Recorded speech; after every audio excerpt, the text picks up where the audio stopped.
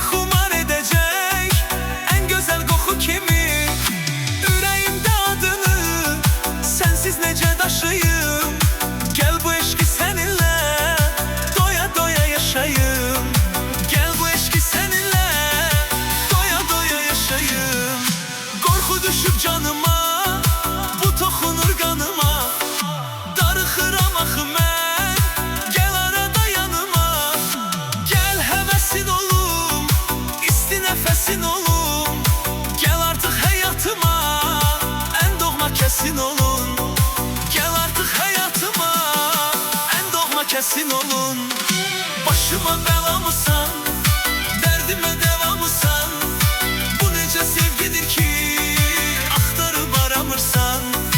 Başıma bəlamısan, dərdimə devamısan.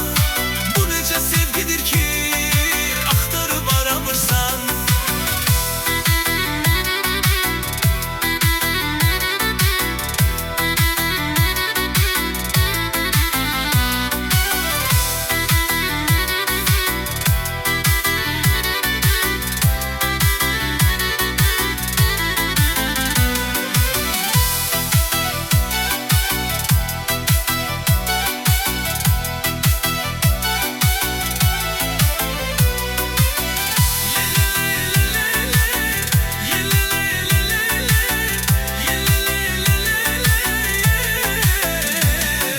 Gel gözümü bağlayan en şirin yuxu kimi. Məni xumar edecek en güzel koku kimi. Ürəyimdə adını sensiz necə daşıyım.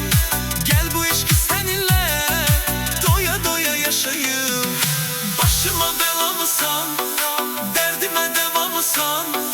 Bu necə sevgidir ki axtarıb aramırsan.